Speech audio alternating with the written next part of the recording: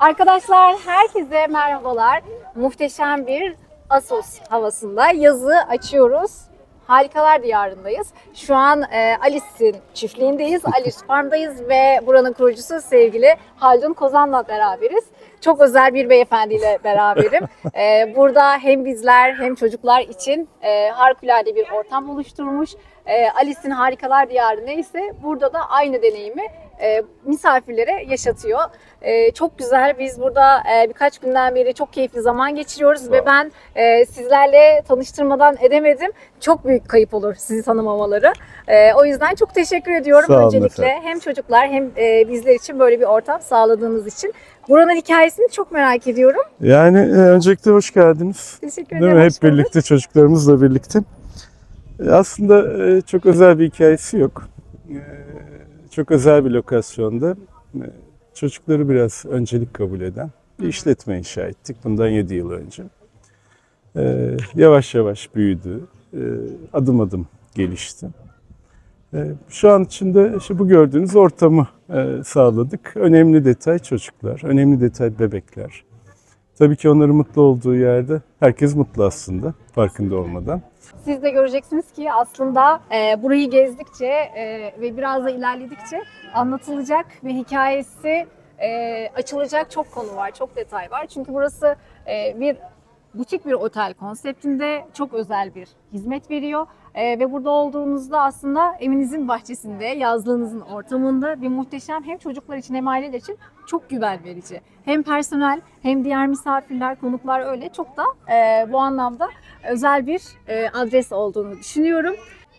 Buradaki diğer canlarımız, evcil hayvanlarımız, keçilerimiz, atlarımız var. Hepsi de birbirinden tatlı ve hepsinin bir insan, hikayesi var aslında. ayrı bir insan olarak Hepsinin bir tanımlıyoruz. hikayesi var. Aynen. Çok basit anlamda köpeklerimiz uzun yıllardır burada. Daisy 19 yaşında. Artık son dönemini yaşıyor. Kulakları duymuyor ama hala sağlıklı. Burada bir takım kuzu ve oğlaklarımızı görürsünüz. Çoğu doğum esnasında annenin öldüğü ya da hastalıklı olarak bakılamayan nitelikte hayvanlar buraya getirilir. Burada bakar, büyütürüz, aslında çocuklarımız bakıyor farkında olmadan. Biberonla onlar beslerler. Sonra tekrar sürüye geri gönderilir. Atlarımız çok uzun yıllardır bizimle. Özellikle Tarçın. Türkiye'deki en güzel midilli atlarından bir tanesi. Evet. Elbette ki her şey ekiple ilgili. Sağ olsun çocuklarımız uzun yıllardır burada çalışıyorlar. Artık kendi evleri gibi görüyorlar. Ekibin önemli bir parçası. Hemen biraz ileride Fatih Bey'i görüyorsunuz. Şu an binicilikle uğraşıyor. Evet. Fatih Bey de çok özel Aslında bir karakter evet, bu arada, değil mi? bizim bütün aslında çocuklarımızla ilgili böyle bir takım özel hikayeler var. Fatih Bey ünlü bir peyzaj mimarı. Sonra biraz ticaret hayatından uzaklaşıp kendini biraz daha doğaya vermiş durumda. Bir dönem bizimle yolu kesişti. Şimdi de bu ekibin güzel bir parçasına dönüştü. Aslında bu ekip biraz felsefe, biraz filozof, Aslında biraz hepsi bilge, var. biraz Hepsi var. erdemlik, üzerine kafa yoran ve hayatı böyle yaşayan kişilerin yüksek buluşma kültürel noktası. kimliği olan insanlar Evet, birçoğu. evet kesinlikle öyle. Ama şöyle bir gerçek var. Eğer çocuklarla ilgili bir hikayeniz varsa ihtiyacınız olan şey samimiyet. Başarabiliyorsak ne mutlu. Bütün gün bizim vakit geçirmekten en zevk aldığımız yerlerden bir tanesi tabii ki Havuzbaşı. Evimizin bahçesi gibi. Bu arada siz de mimarsınız ve her bir taşında, her bir tasarımında, konforunda ve fonksiyonelliğinde bir böyle dokunuş olduğu hissediliyor. Bu anlamda da sizi tebrik etmek zaten. Yani bu tarz bakir alanlarda yapıyı inşa eden insanların çok emeği olur. Çünkü şartların zor olduğu lokasyonlar. Her kim olursa olsun o emeği vermek zorunda. Burada çünkü kurumsal ekipler, teknik imkanlar son derece sınırlı. Evet. Doğal olarak ben ve benim gibi bu bölgelerde küçük ya da büyük bir yapı inşa edenlerin alın terine bir aile ihtiyaç var. Yapı çıkarken aslında sizin için ne kadar zor, ne kadar kolay oldu detayları soracağım ama onun öncesinde Biz Kaptan Köşkü'nüze geçmeden önce arkadaşlar şöyle bir Kaptan Köşkü yolu denilen bir şey de var yani bu arada. Bu çocuklardan kaçmak için ayrıştırılmış aileler. Yani dostlar sofrası deriz, küçük bir mekan. Biraz kaçmak için, bazen sohbet etmek için, bir kahve içmek için yarattığımız küçük bir yer. Çok tatlı, çok tabii ki en önemli şey manzara Alice Farm'da. Büyüleyicidir. Ve her noktada onu hissetmeye gayret ederiz. Her zaten detayı, manzarası ve odaların açıldığı zaten sonsuz bir mavilik. Evet, doğru. Kesinlikle çok heyecan verici ve anlamlı bir güne uyandırıyor insanı. Kesinlikle. Arkadaşlar düşünsenize, dostlar sofrasında buluşalım diyorsunuz ve herkesin böyle hayalinde mutlaka bu kadar güzel manzaralı ve akşam böyle güneş battığında, dolunay çıktığında mesela dün akşam gibi harika bir ambiyansta sıcacık bir atmosfer oluşturan bir mekan hayal edebilirsiniz. Burası da tam da öyle, dostlar sofrası. Yani keyifli bir yer. Çok güzel. Ben pek oturmak kısmet olmuyor. Çok yoğun çalışıyoruz. Evet. Ama şimdi fark ettim ki otelin en güzel yerlerinden birisi aslında. Evet ve sabahtan beri ve dünden itibaren de bütün ebeveynlerin kaçtığı yerdir kesinlikle. Çok doğru. Kesinlikle öyle. Bugün de şanslıyız. Bahar dönemindeyiz ama çok güzel bir hava var. Birçok konuğumuz havuzdaydı. Aslında mevsimi bugün açtık diyebiliriz bu Hayırlı anlamda. olsun, uğurlu bereketli gelsin inşallah. Tabii karşımızda müthiş bir fon. Midilli Adası. Midilli'ye en yakın noktalardayız şu an. Hemen aşağısı Sivice Koyu. Giderek ünlü bir koya doğru ilerliyor. Evet, çok fazla kamping alanı oluşmaya başladı. Yani 30 yıl önce insanın, yapının, elektriğin, suyun olmadığı bir yerdi burası. Ama zaman içinde insan çoğaldıkça yapılar da başladı bir miktar. Ama halihazırda bölge bakirliğini koruyor. Belki de en özel şey bu. Şehir hayatından biraz uzaklaşarak birkaç gün biraz kafa dinleyebileceğimiz, biraz keyif yapacağımız, çocuklarımızla en azından birkaç günü güzel geçirebileceğimiz bir ortam. Tarifini böyle yapabiliriz. Evet. Yaz dönemi deniz çok keyiflidir. Haziran yaklaşık 1 kilometredeyiz şu an. Evet. Sahilde çok güzel bir işletmemiz var. Shuttle servisle konuklarımızı sürekli getirip götürebiliyoruz. Çok temiz bir su. İnsan elinin henüz kirletemediği bir su aslında. Umarım böyle de kalır. Yani kesinlikle. En büyük temenni bunlar aslında. Yoksa zor bir lokasyon. Bir turistik işletmeyi hayata geçirmek için çok zor. Biraz gönül bağı gerekiyor. Biraz yorucu ama en nihayetinde keyifli ayrılan bir konuk. Sanatçının alkışı gibi bir durum bu. Evet, kesinlikle. Sizce bolca, siz de bolca alıyorsunuz zaten. Yani en zor şartlarda bile böyle gitmek istemeyen bir çocuğu gördüğünüz zaman hiçbir yorgunluk kalmıyor aslında. Ne mutlu size. Yani kalmak istiyor, yatmak istiyor kuzularla. Keçilerle birkaç gün daha geçirmek istiyor ya da tavşanlarla gibi. Bir hayli hayvanımız var. Onlar da artık ailenin parçasına dönüştüler. Ve çok bereketli zannediyorum bulunduğumuz ortam ve lokasyon, sürekli doğuruyorlar. Ah ne güzel. Nazar değmesin. Evet. En çok yaşadığım şeylerden biri bu. İyi ve güzel bakılmaları gerekiyor. O konuda oldukça dikkatliyiz. Yani dostlar sofrasında şimdi manzarayı karşımıza aldık. Bir de şu manzaraya karşı buranın ben aslında derinlemesinde biraz hikayesini dinlemek istiyorum sevgili Haldun Bey'den. En başta söylediğim gibi aslında Haldun Bey çok özel bir ruh, çok özel bir karakter ve Türkiye tarihine de imza atmış aslında tasarımları, evleri, yapıları yapmış ve spor camiasından, siyasetten birçok Türkiye'nin önde gelen isimleriyle de çalışmış bir isim. Ben detaylarını biliyorum ama sizinle paylaşmayayım şimdi. Paylaşmak isterseniz alabiliriz tabii ki ama buraya gelene kadar böyle bir atmosfer oluşturana kadar yani geriye dönüp baktığınızda sizi buna ikna eden, iten şeyler neler oldu? Bir anda ben artık bu şehir hayatından ve bu iş dünyasından sıkıldım, İstanbul'dan sıkıldım ve başka bir dünyada çocuklarla var olma istiyorum niyetiyle mi çıktı? Aslında bu bir masumiyet arayışı mıydı? Bu bir tevazu muydu? Neydi? Nasıl açıklarsınız? Hikaye bir aile eskiye dayanıyor. 38 yıl önce mimarlık 1. sınıf öğrencisiyken yolumuz buralara düştü. O zaman çadır kuruyoruz. Tabii çok bakir bir alanla karşılaştık. Birkaç gün burada zaman geçirdik. Benim babam, tanımanızı çok isterdim. Cumhuriyet'in son kırıntılarından, şimdi 91 yaşında. Burada yaşama kararı aldı. İkna edemedik onu aslında. Çok uzun yıllar Robinson Crusoe gibi hayat. Yaklaşık 20 yıl kadar. Çadırda mı yaşadın? Yok, bir ev inşa ettik. Hasbelkader. Ama elektrik, su, telefon gibi medeniyetin hiçbir unsuru olmadığı için gaz lambasında bir hayat sürdüm. Tabi buraları çok sevdik. Belki de çok emeğimiz olduğu için olabilir. Zamanla çocuklarla ilgili bir yapı inşa etmek, bir küçük butik, bir otel inşa etme hayalim hep vardı. Çünkü Türkiye'de bu bir sıkıntı. Butik işletmeler çocuk kabul etmiyorlar. Tatil köylerine biraz mahkum kalan bir sürecin içinde hep kalıyoruz. Elbette ki tatil köyleri de çok önemli avantajlar sağlıyorlar tatil anlayışı adına ama biraz daha huzurlu, küçük, daha güvenilir bir işletme aradığınızda sorun başlıyor.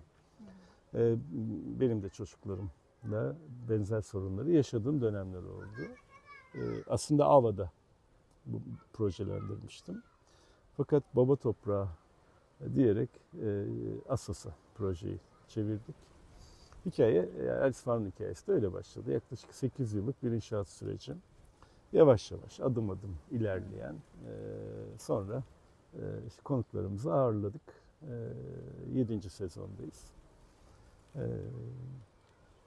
Pişman mıyız? Evet, ne kadar zor, ne kadar kolay. Yani Pişman bazen çok çözümsüz kaldığımız, yani bölgesel anlamda hiçbir şeyin olmadığı bir lokasyon olduğu için çok çözümsüz kaldığımız zamanlarda isyan ediyorum. Ya başka yapılacak iş mi yoktu diyorum yani. Tabii ki mimarlık çalışmaları devam ediyor. Ama biraz daha azaldı. Belki yaşımız da ilerliyor, bundan olabilir. Biraz İstanbul, biraz Assos, biraz Çanakkale, böyle bir üçlü içinde gidiyor ve geliyoruz. Ömür tüketiyoruz aslında. Aslında burasıyla ben ömrünüzü uzattığınızı düşünüyorum. Burası sizin deşarj ve motivasyon noktanız sanki. Doğru. Evet, o küçük isyanlarımız oluyor ama bizim için vazgeçilmez bir toprak burası. Tabii. Vazgeçilmez bir hava, vazgeçilmez bir deniz. Elbette ki son dönemde çok dikkat çeken bir bölge. Ancak ciddi bir imar problemleri nedeniyle henüz o bakir kimliğini korumaya devam ediyor. Umarım böyle devam edecek ama son dönemde bir inci tanesi gibi gözüküyor. Özellikle İstanbul'da yaşayanlar, evet, efendim, buyurunuz, Bursa'da yaşayanlar gibi. Teşekkür ederiz. Çok mersi. Kısa hikayesi bu Alice Farm'ın. Bir kaçış değil aslında. Yeter ki dostlar olsun. Her yerde yaşanır. Evet, kesinlikle öyle değil mi? Öyle. Buradan da birçok dost, her yerde yaşanır. Dostluk ilişkisi galiba geliştirerek biraz tabii insan var. Alice Farm'ın özünde samimiyet yeter. Evet. En çok elimizdeki belki koz bu. Belki bizi diğerlerinden bir miktar ayıran en önemli detay bu. Ailelerimiz çok hızlı tanışırlar. Çocuklar çok hızlı arkadaş olurlar. Burada tanışıp daha sonra çok özel dostluklara taşıyıp tekrar birlikte artık plan yapan çok ailemiz var. Çocukları yaşadıkları şehir aynıysa mutlaka buluşturuyorlar. Bir takım organizasyonlar yapıyorlar. Arzumuz da buydu zaten.